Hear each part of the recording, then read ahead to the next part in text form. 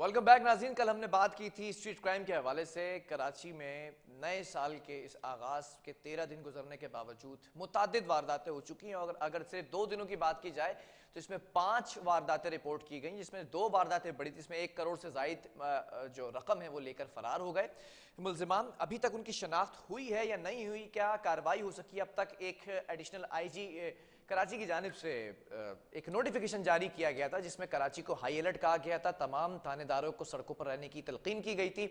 इसी पर बात कर लेते हैं senior crime reporter Tahir Abbasi से। ताहिर, कल हमने स्टोरी की थी स्ट्रीट क्राइम के ऊपर, आपने बताया था कि एक नोटिफिकेशन जारी किया गया है। आज क्या डेवलपमेंट देखी गई और खास तौर पर कल जितनी वारदातें रिपोर्ट हुई थी उस हवाले से क्या इन्वेस्टिगेशन इब्तिदाई तौर पर सामने आई है?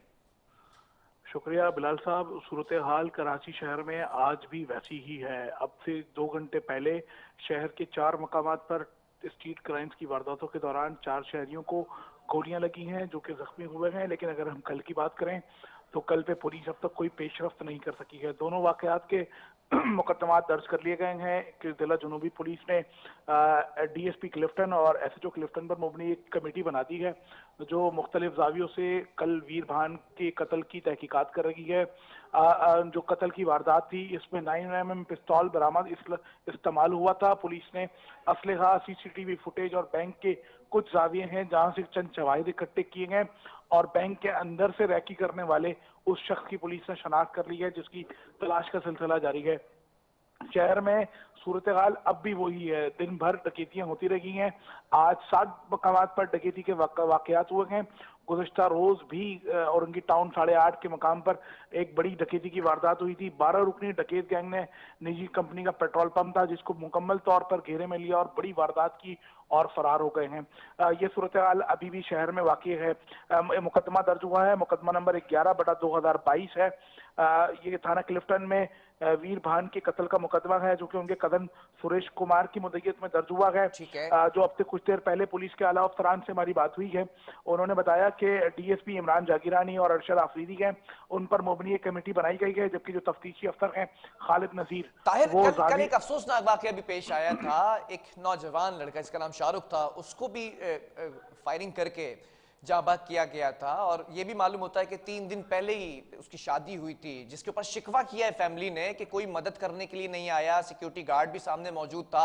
उस मुल्जिम की शनाख्त हो सकी अब तक? नहीं बिलाल साहब, वो फैरोजाबाद थाने का एक वाकया था। शाहरुख सलीम नौबेहता ये दुल्हा था जिसे उसकी वालदा से डकैती मुज़ाहमत के दौरान उसे फायरिंग करके कत्ल किया गया था। बिल्कुल घर के बाहर उसे कत्ल किया गया था और वो सीसीटीवी फुटेज वाज़े तौर पर सामने आए थे कि चंद मिनट सेकंड के दौरान ये वारदात हुई थी और उस दौरान इससे शाहरुख सलीम को गोली लगी थी और घर से खवातीन मुसलसल बाहर आती रहीं। सामने एक बंगले से निकलने वाला सिक्योरिटी गार्ड था जो कि उस वक्त मदद नहीं कर पाया और चंद मिनटों में शाहरुख सलीम जो है वो जाए फानी से कूच कर गया था।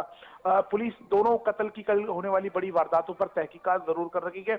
इमरान याकूब मिन्हास ने इस दोनों वाकयात का सख्ती से नोटिस लिया था और स्नैप चेकिंग समेत डकैती की वारदातों को रोकने के लिए शहर भर के 100 से ज्यादा थानेदारों को सख्त अहकाम दिए हैं। एक अफसोसनाक बात जो की है कि जिस वक्त गुज़िश्ता तकरीबन 1 साल कबल होने वाला है, इमरान याकूब मिन्हास साहब ने जब अपने ओहदे का चार्ज लिया था तो पहले रोल कॉल मीटिंग के दौरान उनका एक कॉल था जिसमें उन्होंने कहा था कि जिस इलाके में कत्ल की वारदात होगी, जहां बड़ी डकैती की वारदात होगी, थानेदार मुअत्तल होगा, वो घर जाएगा।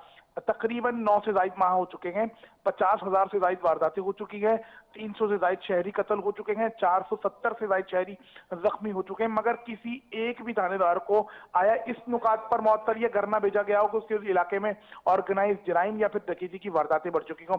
अगर इब्तदाई तौर पर 13 अय्याम की बात की जाए जनवरी के, तो शहर में दर्जनों डकैती की वारदातें हो चुकी हैं। रिटायर्ड नेवी के अफसर समेत पुलिस एहलकारों समेत जो 26 से ज्यादा अफराद हैं जो सिर्फ डकैती मुज़ाहमत पर इन 13 अय्याम में अब तक जख्मी हो चुके हैं।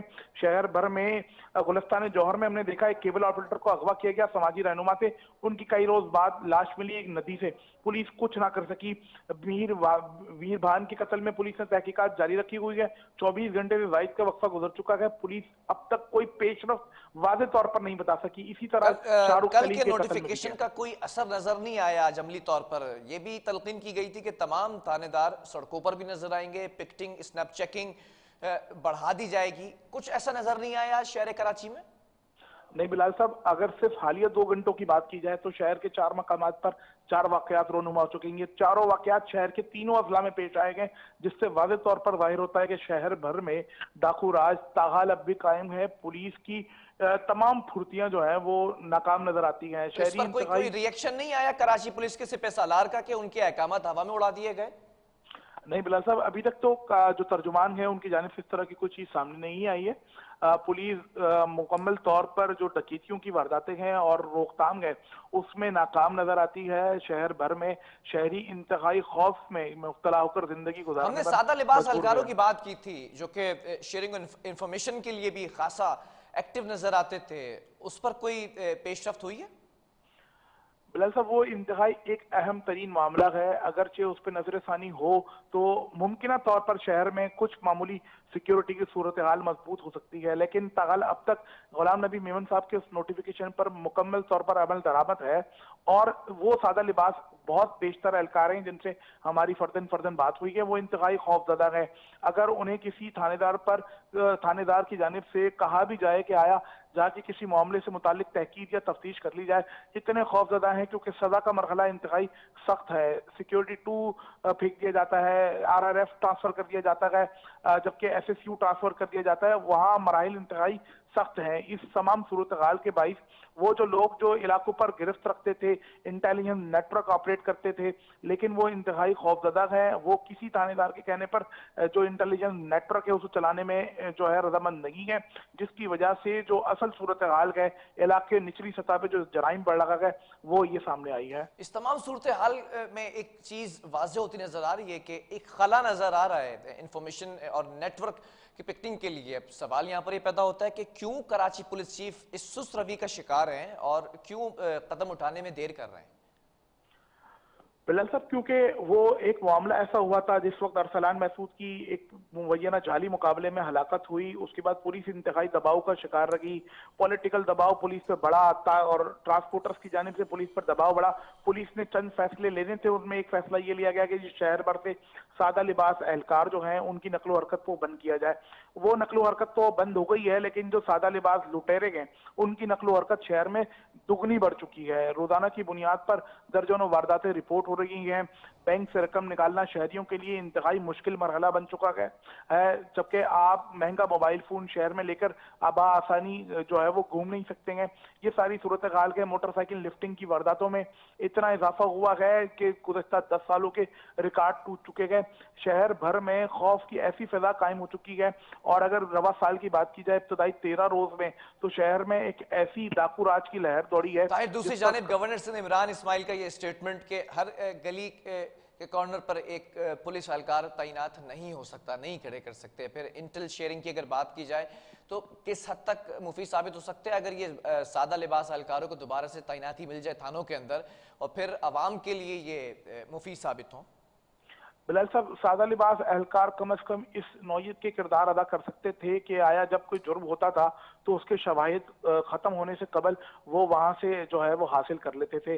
जब कोई वाकया रोनुमा होता था तो फौरी तौर पर थानेदार को ये सहूलत जरूर होती थी कि सादा लिबास एहलकार मुख्तलिफ जावियों की CCTV फुटेज, जो असलहा खुदा न खास्ता इस्तेमाल हुआ हो उसके एम्प्टी खोल्स बरामद कर लेते थे। शवाहिद जाया होने से पहले वो बरामद कर लेते थे। ये उनकी फुर्तियां होती थी क्योंकि उनका अपना इलाके में एक बड़ा नेटवर्क होता था। लेकिन इस पूरे सिस्टम को खत्म करने के बाद ठीक है वो एक पूरा निजाम जो है वो ताहिर, ध्वस्त हो चुका है। एक और मामला भी है। अगर कराची सेंट्रल जेल की बात की जाए, गुज़िश्ता दिनों हमने प्रोग्राम किया इसके ऊपर और ये खबर सामने आई कि जो बाअसर कैदी हैं, सजाए उम्र कैद के या फिर सजाए मौत के जो कैदी हैं, वो जेलों के अंदर नहीं बल्कि अस्पतालों में, जो कि निजी अस्पताल हैं, वहाँ पे पुरतायुश जिंदगी गुजारते नजर आए। ये खबर नशर हुई, उसके बाद एक्शन हुआ, 21 कैदी जो है जेल में वापस भेजे गए। तो ये जो 7-8 अस्पतालों के नाम आए हैं निजी अस्पताल, तो क्या ये एक पूरा सहूलियात फराहम करने का एक सिस्टम चलाया जा रहा है? बिलाल साहब, ये जेल के अंदर सहूलियात फराम करना या फिर किसी ऐसे मकाम को महकमा दाखिला की इजाजत के साथ किसी कैदी के लिए सब जेल करार देना, ये अरसा दराज से देखा गया है। सिंध असम्बली में भी इसी नौयत का जो एक मरहला कुछ देर पहले गुजरा है। इसके अलावा ये अरसा दराज से हो रहा है, लेकिन खास तौर पे जिन मकामात की निशानदगी महकमा दाखिला की रिपोर्ट में की गई है, ये निजी अस्पताल चंद वेलफेयर की जेर इस्तेमाम चलते हैं, जिसमें हेल्थ विजन है, कमरुल इस्लाम है, बाटवा अनीस समेत मदर केयर अस्पताल और दीगर हैं। ये 5 से ज्यादा अस्पताल हैं, ये निजी एनजीओ की जेर सरपरस्ती चलते हैं, जिनमें खास तौर पर ख्याल इसी बात का रखा जाता है कि जो आने वाले फाउंडर्स होंगे या फिर इन्वेस्टर्स होंगे और उनके ईमा पर जो है मुख्तलिफ लोगों को फैसिलिटेट करना होगा। ये एक नया इंकशाफ शहर में खास तौर पे सिंध में पैदा हुआ है और इसका इंकशाफ होने के बाद स्क्रूटनी का अमल अब शुरू हो चुका है कि एनजीओ की जेर इंतजाम जो इस तरह के अस्पताल चल रहे हैं, इसका मतलब उनमें ये जो है कि मरीज हैं। ये तरीक़ेकार वाज़ेह कर दिया गया है कि अगर कोई मालदार कैदी है तो वो निजी अस्पताल मुंतकिल हो जाएगा बासानी, और बाअसर कैदी अगर है तो वो सरकारी अस्पताल में पुरतायुश जिंदगी गुजारेगा। अजी बिल्कुल, ये मुंह बोलता सबूत है इस बात का कि जब शाहरुख जतोई को बहादुराबाद के एक अस्पताल मुंतकिल करना था तो उनके वालिद की जानिब से उस अस्पताल का संगी बुनियाद रखा गया, उसे बाकायदा तौर पर इन 8 सालों में तैयार किया गया। अच्छा, पहले जिना अस्पताल, फिर कार्डियो, और उसके बाद शाहरुख जतोई को यहाँ बाकायदा तौर पर मतलब मंसूबाबंदी एक के कैदी तहत। के लिए उसको मुंतकिल करने से पहले पूरा अस्पताल बनवाया गया या रेनोवेट करवाया गया, अस्पताल इंतजामिया भी तो तब्दील की गई थी। अजी बिल्कुल, ये होता रहा है। शहर में जो मुख्तलिफ समाजी तंजीमें हैं और एनजीओज हैं वो काम ही इसी एम पर कर रही हैं। इसका स्क्रूटनी का अमल अब जरूर महकमा दाखिला की जानिब से शुरू किया गया है और इसकी रोकथाम के लिए मुख्तलिफ महकमों से सिफारिशात भी मंगवाई गई हैं, जिसके बाद बाकायदा तौर पर जो जराए बता रहे हैं कि इनके खिलाफ एक क्रैकडाउन शुरू होने जा रहा है और वहाँ मौजूद कैदियों की स्क्रूटनी और उनकी जो लेकिन नकलो ताहिर, हरकत है। हैरानकुन बात यह है कि महकमा दाखिला की जानिब से तो ये मालूम है, महकमा दाखिला को नोटिफिकेशन भी जारी किया, लेकिन महकमा सेहत लाइल नजर आता है, तो ये मिसकोऑर्डिनेशन क्यों है? बजा साहब, क्योंकि ये सोशल वेलफेयर डिपार्टमेंट इसमें बड़ा जो है वो हमें सरगर्म नजर आता है। ये जो एनजीओज हैं ये सोशल डिपार्टमेंट से तस्दीक शुदा होती हैं और ये उन्हीं की जेर सरपरस्ती चलाए जाते हैं। तो महकमा दाखिला सेहत समेत जो है और दाखिला और सेहत दोनों में की अमल दखल उस डिपार्टमेंट में इतनी ज्यादा नहीं है। सोशल वेलफेयर डिपार्टमेंट से ही वो सिफारिशात जो इन्होंने एक्सेप्ट की थी वो मंगवाई गई हैं और उसकी बुनियाद पर इनके खिलाफ अब कार्रवाइयां शुरू की जा रही हैं। ठीक है, माजी में भी ये जो है वो जरा ये बता रहे हैं, इंकशाफात किए कि माजी में अस्पतालों के अंदर कैदी इसी तरह जिंदगी गुजारते रहे, तो उन कैदियों की निशानदही हो सकी अब तक? कौन है वो जी लोग? बिल्कुल, सियासी बुनियादों पर जिनके खिलाफ मुकदमात हैं और जो वो कैदी हैं, और वो जिस तरह जो है वो जिना अस्पताल का एक वार्ड है जो कि सिर्फ सियासी असर रसूख रखने वाले अफराद के लिए बनाया गया था, वहाँ मौजूद अफराद से मुतालिक भी पुलिस और दीगर महकमों ने तफसीलात हासिल की हैं कि किस किस अरसे में कौन कौन यहाँ रखा गया। जिना अस्पताल के सामने बना अमराज कल्ब का जो कार्डियो जिसे हम कहते हैं, उसके अंदर जो एक वीआईपी वार्ड है, सेकंड फ्लोर जिसे कहते हैं, वहाँ कई सियासी रहनुमाओं को दौरान कैद रखा गया था। वहां से मुतालिक भी तफसीलात इकट्ठी की गई हैं। पुलिस के कई अफसरान हैं जिन्हें यहाँ कार्डियो में रखा गया था, उससे मुतालिक रखी गई हैं। जो बहादुराबाद और उसके अतराफ की जो बड़ी सड़कें हैं जहाँ कायम 2 बड़े निजी अस्पताल हैं, उनमें कई मुत्तहदा कौमी मूवमेंट के मुबैना दहशतगर्दों को वहां रखा गया है जिनके मुकदमात जेर समात हैं, उनसे मुतालिक भी तफसीलात इकट्ठी की गई हैं। मजमूई तौर पर इन तमाम सूरत हाल पर अब तक जो है वो महकमा दाखिला और दीगर कानून ठीक है नाफिज करने वाले ताहिर, इदारे जो हैं। 20 कैदी बताए गए थे। इस खबर के नशर होने के बाद प्रोग्राम किया गया, वापस भेज दिया गया, जिसमें शाहरुख जो है वो खुद भी शामिल था। अब अगर बात की जाए कितने कैदी रह चुके हैं जिनको अस्पताल से दोबारा जेल मुंतकिल करना है? बिलाल साहब, जो मजमूई तौर पर जो सिर्फ वक्त गुजारने के लिए मुंतकिल किए गए थे कैदी, उनकी तादाद 21 है और उन तमाम के तमाम को दोबारा जेल मुंतकिल कर दिया गया ठीक है, है। आईजी जेल खाना आजाद ने बाकायदा तौर पर सूबाई हुकूमत को इस सूरत हाल से आगाह कर दिया गया कि ठीक है जिन ताहिर। जिन अफराद को जेल से भेजा गया था उन सबको वापस जेल मुंतकिल कर दिया गया है। ठीक है, बहुत शुक्रिया। ताहिर अब्बासी हमारे साथ मौजूद थे और इस मामले के ऊपर बात की जा रही है कि एक तरफ Karachi police chief additional IG की अगर बात की जाए तो उनका नोटिफिकेशन, ये ऐसा लगता है कि अहकामात हवा में उड़ा दिए गए हैं। आज भी डकैती की वारदातें जो है वो रिपोर्ट की गई हैं। दूसरी जानिब अगर कैदियों की बात की जाए तो तमाम कैदी पहुंचा दिए गए हैं जेलों में वापस, लेकिन अब इंक्वायरी होगी, देखना ये कि गफलत किसकी है, महकमा दाखिला की जानिब से या फिर महकमा सेहत की जानिब से या जेल इंतजामिया की जानिब से, जिसको सबसे ज़्यादा इग्नोर किया जा रहा है। वक्फा लेंगे, यहाँ पर कुछ बात करेंगे कोरोना केसेस के हवाले से।